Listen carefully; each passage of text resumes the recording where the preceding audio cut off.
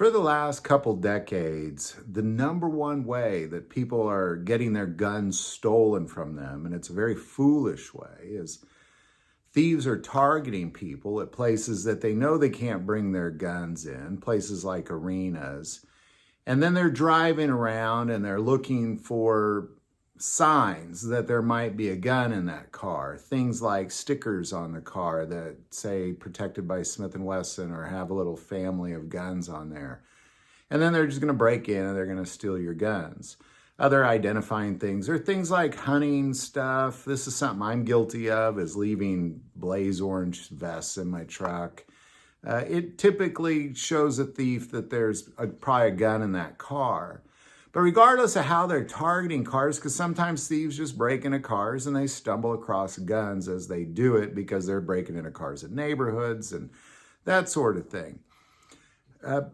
Literally millions and millions of guns every single year stolen out of cars. And I have argued, I understand that there's times where you need to leave your guns in the car, but have them locked in a safe. It is so easy to buy a safe that you can mount to the structure of the vehicle and your gun doesn't get stolen. Well, as it turns out, there's a peculiar law that took effect January 1st in Colorado, and I believe it's going to apply to a long list of states as well, because they're going to kind of plug that same theory in existing laws. But right now in Colorado, if you're going to leave your gun in the car, you have to have it locked in a locking container of some sort. Now, one might argue, I still think that's foolish because they could just steal your locking container out of your car. But mount it to the car. Again, I'll go back to that. But this is now a law in Colorado. Now, there's additional states that we can add to this list that have laws that if you're traveling through that state, that you will have to have your gun in a locked container. In several of these states, I know there's a lot of variables that apply here. Like I know the Castle Doctrine plugs. I know there's so many variables. And coming from the state of Missouri, I would argue that's very much not okay for them to do that, but they do that anyway. And they require that you travel with a gun locked in a container if you're going to be passing through those states. And I believe these states are going to apply this because if it has to be locked when you're driving, they're certainly going to expect it to be locked away when you're parked. And that list would be New York, Rhode Island, New Jersey, Maryland, DC, Illinois, and California. Now, apparently, Colorado. Now, Colorado is the first to come up with kind of this unique, it has to be locked if you have it parked in an actual locked container, some sort of gun safe, gun case that locks.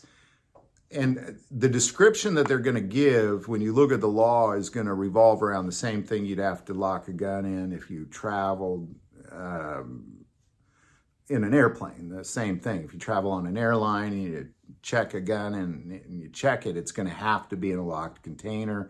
And that's going to fit the same category what Colorado now expects, as well as really what these other states are going to expect you to do with your gun in your car. Now, again, I'm going to lean back to, I don't believe it should be the law, but we should not be idiots about this. You should definitely be locking your gun in a locked container. I already strongly believe that the United States is very much a policed state where there's too many rules and laws already, but we could not be foolish about it. We could actually be wise and responsible gun carriers. And if you're going to leave your gun in the car, lock it in a safe.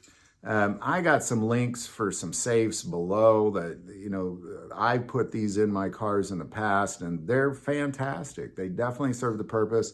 There's a gigantic list of other safes. There's safes that'll drop down for you if you need it in a quick hurry. Like just get a safe for your car if you're going to carry, because inevitably you're going to run into a moment in time where you pull into a parking lot of a place you cannot carry your gun in. And in that moment in time, you have a couple options. I think at the very least, lock it in your glove box at the very least.